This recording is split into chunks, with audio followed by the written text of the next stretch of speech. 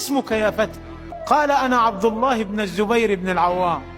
أبوه الزبير بن عوام ابن عمة رسول الله وحواري رسول الله وأحد العشر المبشرين بالجنة من كلام رسول الله.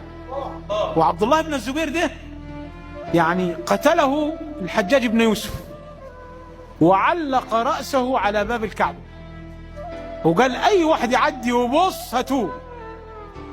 راح مارر عبد الله بن عمر بن الخطاب فنظر إليه صديق عمره ودمعت عيناه وقال كثيرا ما نصحتك يا أخي لكن قدر الله وما شاء فعل، كتب الله لك الشهادة والله أعلم أنك كنت صواما قواما وصالا للرحم.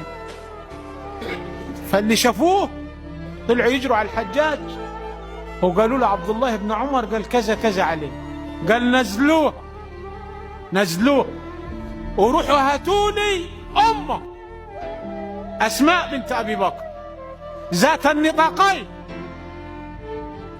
هي كانت عينيها خلاص ضعفت فقالوا لها الحجاج عايزك. قالت وانا مالي ومال الحجاج، مش كفايه اللي عمله فينا الحجاج؟ فراحوا ردوا عليه وقالوا له ما رضيش تيجي. قال قولوا لها لو ما جيتيش سيذهب اليك ويسحبك من قرونك. فقالوا لها الحجاج يتوعدك ان لم تجيبيه سياتي اليك ويسحبك من قرونك. قالت والله لن اغادر مكاني ابدا. شجاعة وقوة بنت أبي بكر. جاب بعضيه وقال احضروا لي حذائي، حط حذاءه وطار عليه وقال لها أأنت ذات النطاقين؟ قالت تلك معرة رفع الله عنك شأنها.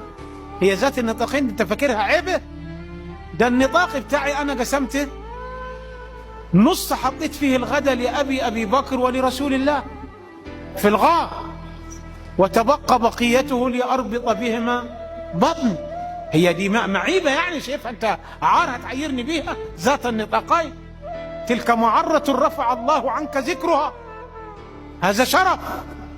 قال أرأيت ماذا فعلت بابنك عدو الله؟ قالت عبد الله بن الزبير عدو لله، إذا ما تكون أنت؟ قال أولا يكفي أن الله نصرني عليه وفعلت به ما رأيت؟ قالت لا، الأمر على غير هذا، الأمر على غير هذا. قال لها كيف؟